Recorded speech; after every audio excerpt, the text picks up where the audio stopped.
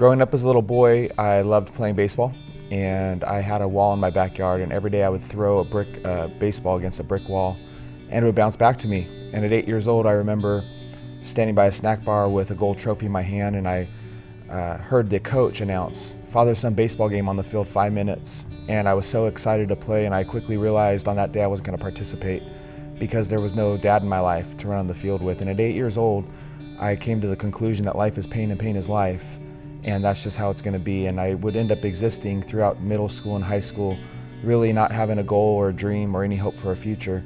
And my senior year, I picked up some weights in a weight room, and I enjoyed it. And I worked out really to get so big on the outside that no one was going to see how empty I was on the inside. And years would go by after I barely graduated high school and I attained all the things that were supposed to satisfy me. And then I finally came to the place of being absolutely frustrated because I thought, what do you do when you get everything that's supposed to make you happy and yet you're miserable? And a man approached me and said, "I want you to come bounce at a nightclub." And I said, "I don't need your money." And he said, "Yeah, but you'll get to hit people and not get in trouble for it." And it sounded like a great deal at the time. And there at that nightclub of all places, I met a girl that I thought was cute. I took her to lunch and she asked me if I believed in God. And my response was, I think the Bible's a book of fables that teaches you right from wrong. But if I were honest in my heart on that day that I didn't have the courage to express was, if God's so good, where is he when bad things happen to good people? Where was he when my dad died 2 days before my first birthday? And where was he in my mom's life when I watched her struggle? So I wanted nothing to do with God. I wasn't turned off. I just had never been turned on to him. And on October 20th, 2004, I walked into a church for the first time in my life. It was 7:30 p.m. I walked in, had never seen anything like it. I thought Christians are weak and hokey, but on this night, there was a team of athletes that came out onto a stage, breaking bats, bending steel bars, and they caught my attention. And then a man stepped forward and he began to talk about a man that died for me. And the only thought I could come to was, all these so-called friends I have, I don't have one person that would live for me. And yet Jesus Christ got up on a cross and he died for me, and that was someone I wanted to get to know. And I took a walk that night, what seemed like miles, to an altar, and I got to the front and I spoke to a God I didn't know, and I asked him for the first time in my life to do something I didn't believe he could do. And I just simply said these words, "God, if you're real, will you please do something with my life?" And when I said that, I heard his voice, and he said, "One day you're going to travel the nation and impact the lives of young people, not to have to experience the past that you've gone down." I didn't meet a religion or a church, I met a person. His name was Jesus, and he didn't come to take away my fun, he took away my pain.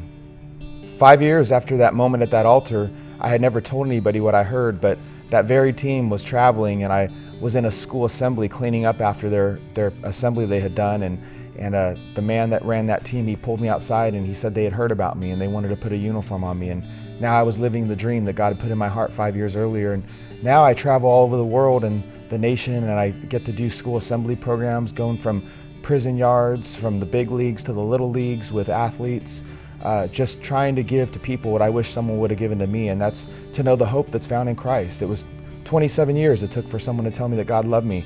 So I've made a decision with my life that I want to make sure I'm telling people that Jesus Christ, he's not mad at them, but that he loves them and he wants to have a relationship.